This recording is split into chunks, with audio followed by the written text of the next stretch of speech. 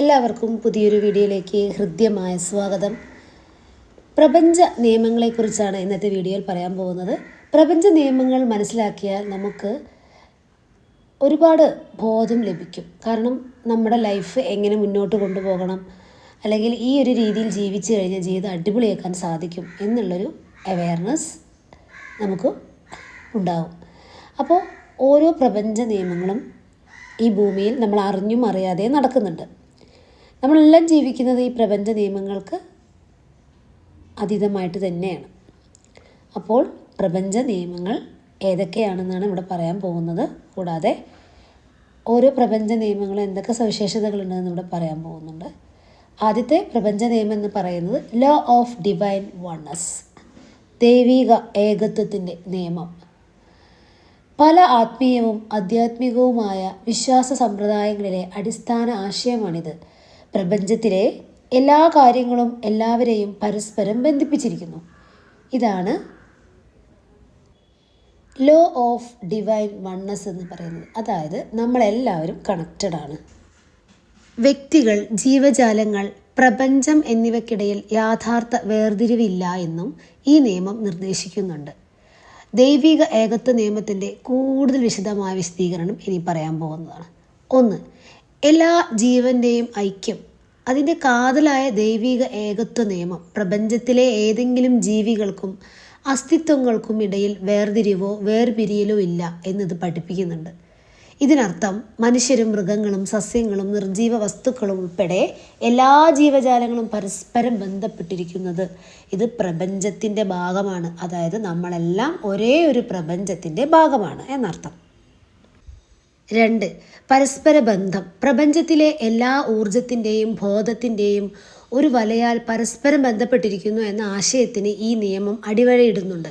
നമ്മുടെ പ്രവൃത്തികൾ, ചിന്തകൾ, വികാരങ്ങൾ എന്നിവയ്ക്ക് നമ്മെ മാത്രമല്ല നമ്മുടെ ചുറ്റുമുള്ള ലോകത്തെയും സ്വാധീനിക്കാൻ കഴിയുന്ന തരംഗങ്ങളുണ്ടെന്ന് അത് സൂചിപ്പിക്കുന്നു. 3. ഒരു സ്രോതസ്സ് അല്ലെങ്കിൽ ബോധം എന്ന് പറയാം.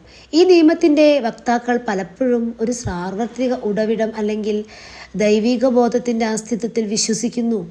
ഈ ഉറവിടം ചിലപ്പോൾ സൃഷ്ടാവ്, പ്രപഞ്ചം, ദൈവം അല്ലെങ്കിൽ ഒരാളുടെ ആത്മീയത അല്ലെങ്കിൽ ദാർശനിക വിശ്വാസങ്ങളെ ആശ്രയിച്ച് മറ്റ് വിവിധ പേരുകളെന്ന് വിളിക്കപ്പെടുന്നു. 4.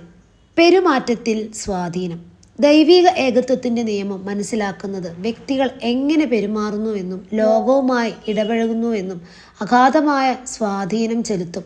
ഇത് സഹാനുഭൂതി, അനുകമ്പ, ഒരാളുടെ പ്രവൃത്തികളോടുള്ള ഉത്തരവാദിത്വ ബോധം എന്നിവ പ്രോത്സാഹിപ്പിക്കുന്നു. കാരണം മറ്റൊരാളെ ഉപദ്രവിക്കുക, സഹായിക്കുക ഇത് ആത്യന്തികമായി തന്നെ ബാധിക്കുമെന്ന് ഒരാൾ തിരിച്ചറിയുന്നു. 5. ആത്മീയ വളർച്ച. പല ആത്മീയ പാരമ്പര്യങ്ങളും സമ്പ്രദായങ്ങളും വ്യക്തിപരവും ആത്മീയവുമായ വളർച്ചയെ പ്രോത്സാഹിപ്പിക്കുന്നതിന് ദൈവിക ഏകത്വത്തിൻ്റെ നിയമത്തെ ആശ്രയിക്കുന്നുണ്ട്. എല്ലാ അസ്തിത്വവുമായുള്ള നമ്മുടെ പരസ്പര ബന്ധം തിരിച്ചറിയുന്നതിലൂടെ വ്യക്തികൾ ബോധത്തിൻ്റെ ഉയർന്ന അവസ്ഥകൾ, പ്രബുദ്ധത, പ്രപഞ്ചത്തിലെ അവരുടെ ഉദ്ദേശത്തെക്കുറിച്ച് ആഴത്തിലുള്ള ധാരണ എന്നിവ തേടാൻ പ്രോത്സാഹിപ്പിക്കുന്നു. 6. ആഗോളവും പാരിസ്ഥിതികവുമായ അവബോധം. ഈ നിയമം വ്യക്തിഗത ഇടപെടലുകൾക്ക് അപ്പുറത്തേക്ക് സഞ്ചരിക്കുന്നുണ്ട്. ആഗോള പാരിസ്ഥിതിക തലങ്ങളിലേക്ക് വ്യാപിക്കുകയും ചെയ്യുന്നുണ്ട്. ഒരു കൂട്ടായ സമൂഹം എന്ന നിലയിൽ നമ്മുടെ പ്രവർത്തനങ്ങൾ നമുക്ക് മാത്രമല്ല മുഴുവൻ ഗ്രഹത്തിനും അതിലെ എല്ലാ ജീവജാലങ്ങൾക്കും അനന്തരഫലങ്ങൾ ഉണ്ടാക്കുമെന്ന് ഇത് സൂചിപ്പിക്കുന്നു. ഈ അവബോധം കൂടുതൽ പാരിസ്ഥിതിക സുസ്ഥിരതയിലേക്കും സാമൂഹിക ഐക്യത്തിലേക്കും ഉള്ള ശ്രമങ്ങളെ നയിക്കും. 7. സൗഖ്യവും സമ്പൂർണതയും. നമ്മുടെ പരസ്പര ബന്ധത്തെ അംഗീകരിക്കുന്നത് ശാരീരികവും വൈകാരികവും ആത്മീയവുമായ തലങ്ങളിൽ സൗഖ്യവും സമ്പൂർണതയും കൈവരിക്കുമെന്ന് ദൈവിക ഏകത്വ നിയമത്തിൻ്റെ ചില വക്താക്കൾ വിശ്വസിക്കുന്നു. ദൈവിക സ്രോതസ്സുമായി ഒത്തുചേരുകയും നമ്മുടെ ഏകത്വം തിരിച്ചറിയുകയും ചെയ്യുന്നതിലൂടെ നമ്മുടെ ജീവിതത്തിൽ കൂടുതൽ സമനിലയും ഐക്യവും കണ്ടെത്താനാകുമെന്ന് കരുതുന്നു.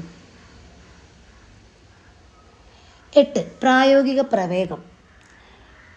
ദൈവിക ഏകത്വത്തിൻ്റെ നിയമം പലപ്പോഴും ആത്മീയമോ ആധ്യാത്മികമോ ആയ സന്ദർഭത്തിൽ ചർച്ച ചെയ്യപ്പെടുമ്പോൾ ദൈനംദിന ജീവിതത്തിൽ ഇതിന് പ്രായോഗിക പ്രയോഗങ്ങളുണ്ട്.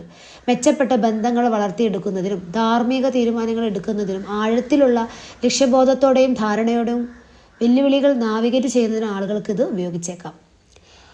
ദൈവിക ഏകത്വ നിയമത്തിനെക്കുറിച്ചുള്ള വ്യാഖ്യാനങ്ങളും വിശ്വാസങ്ങളും വ്യക്തികൾക്കും ആത്മീയ പാരമ്പര്യങ്ങൾക്കുമിടയിൽ വളരെ വ്യത്യാസപ്പെട്ടിരിക്കുന്നത് ശ്രദ്ധിക്കേണ്ടതാണ്.